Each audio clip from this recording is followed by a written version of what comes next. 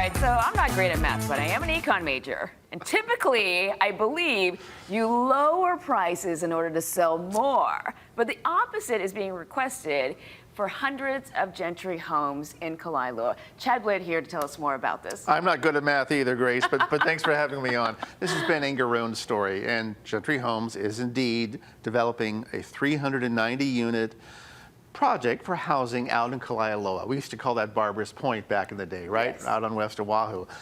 The challenge is that Gentry is not able to sell those affordable units at the development. The market rate units are going much faster, and that's a problem because that is slowing down the project. Now, what's the difference in the prices? Well, what is the difference in the prices? Thanks for that question, Grace and Chad.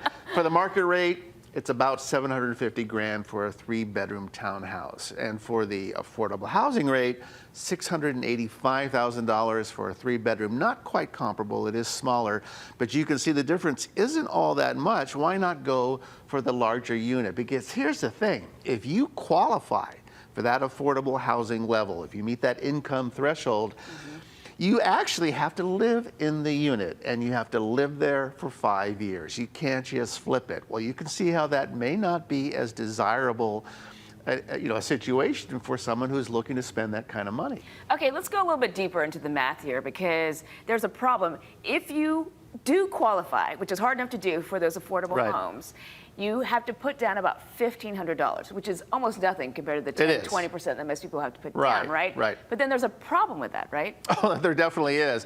Yeah, it sounds attractive. $1,500 for a down payment, much better than the 10 to 20% that mortgage lenders require. But that is not easy. By the way, let's do some more math, shall we?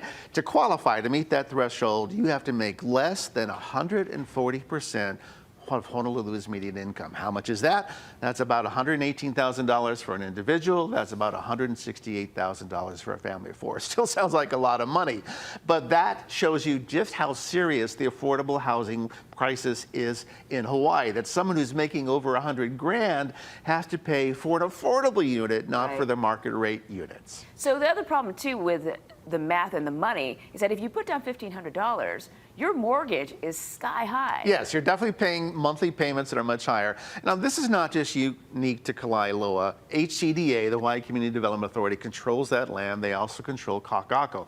We've seen all those high rises going up there.